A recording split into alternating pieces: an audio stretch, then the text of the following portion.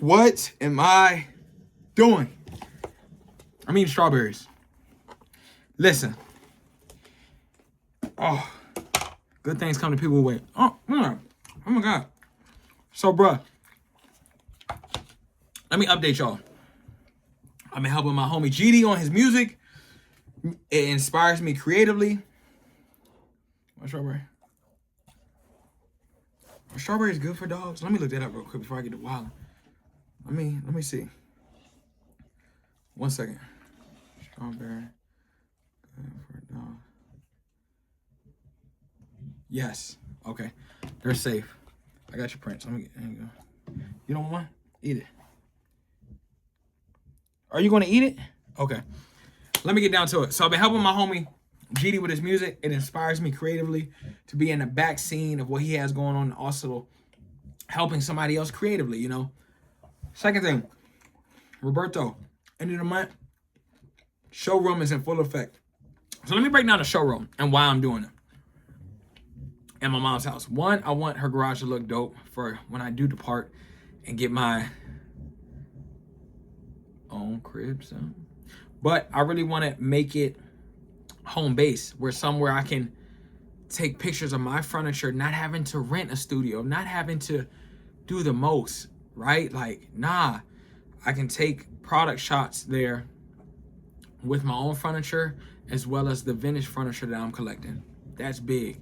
That's really why I'm doing a studio. And I'm not just doing a plain studio, paint regular like it's pink. We're gonna have glass blocks in there, light fixtures. Like, it's going to be a dab, a tickle, a pinch of my creative awareness.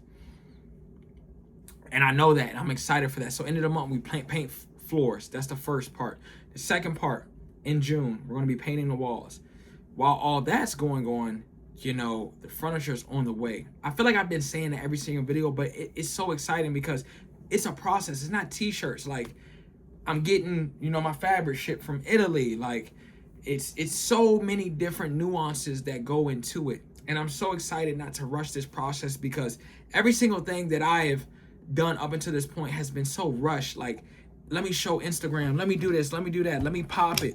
And now I'm in this just era of doing it right. It's not about who's doing it first, it's about who does it right. So that has really had a grasp on me. And it's like, okay, do it right, don't speed, stack your money. That is the plan. And that's what's really going on. And I was just telling you on the last video, my last homie's like, don't, and I seen this. Prince, are you okay? Maybe I shouldn't have gave him the strawberry. Let me see.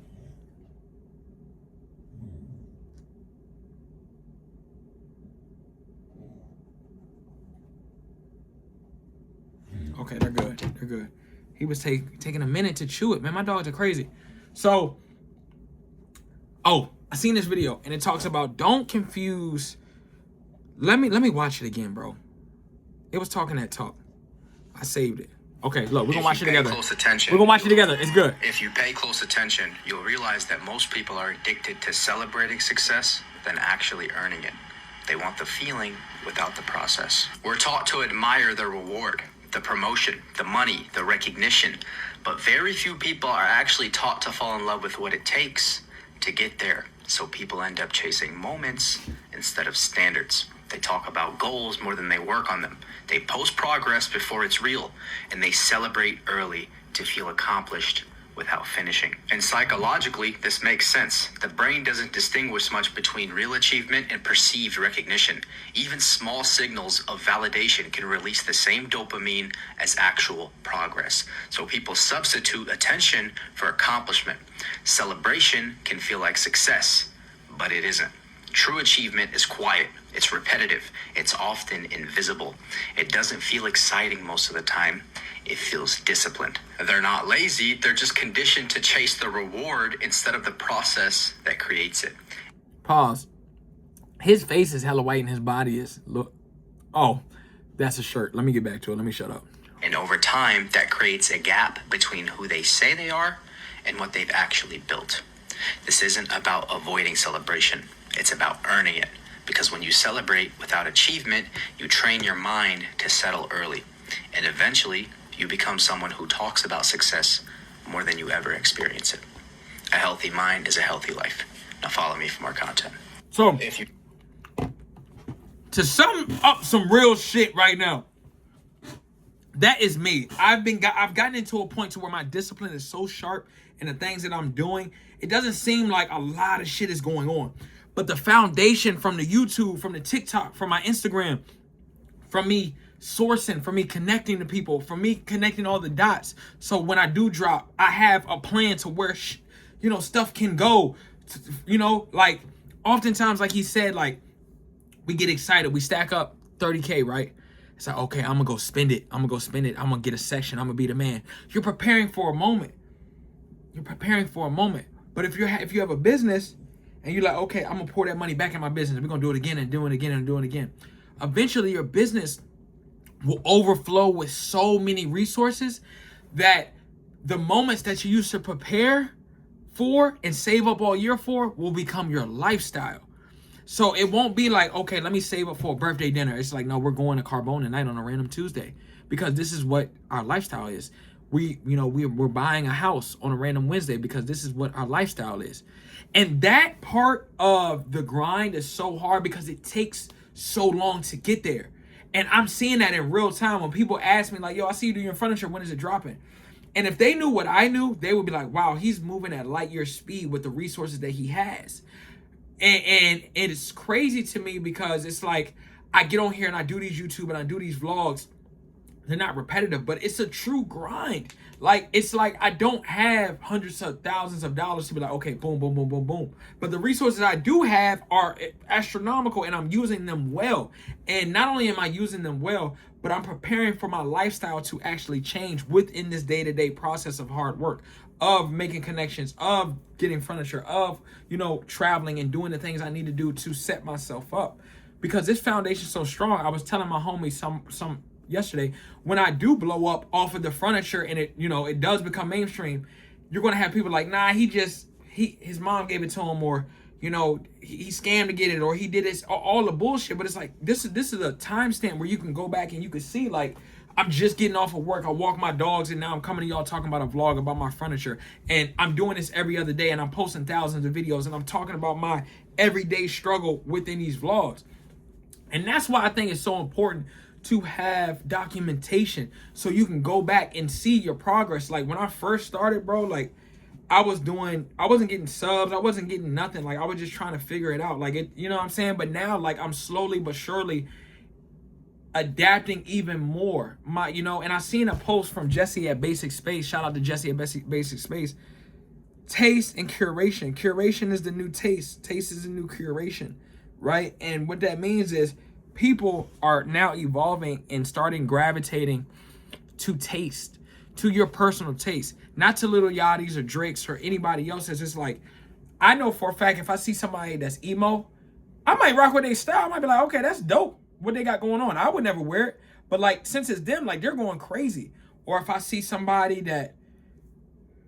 that's wearing bell-bottom jeans or like bright colors or whatever the case may be, like what people don't understand, and I know I'm getting off topic of everything, but I'm conveying the message. Little Yachty style is Little Yachty style. Now he has definitely been inspired from people in New York, but like a lot of stuff works for him because it's him, you know what I'm saying? And you can see a lot of the copycats try to embody that style, but it might not fit their body type, their leg size, whatever the case may be. You know what I'm saying? So I'm saying that all to say, like, I'm so excited about my furniture because you can tell, like, I'm embodying myself. I'm embodying who I am. I'm embodying what I'm trying to accomplish. I'm not copying anybody. I'm inspired from a lot of people, but I'm not copying. And furniture isn't trendy.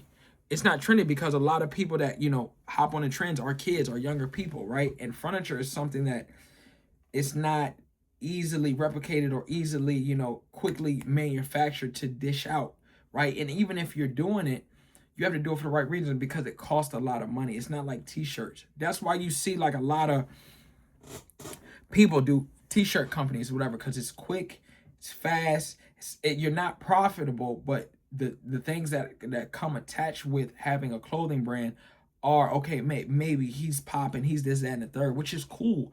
But it's like I've always been different. Like I remember Shout out to Jason Jolly, man. The nigga was on my, you know what I'm saying, on my jock strap in high school.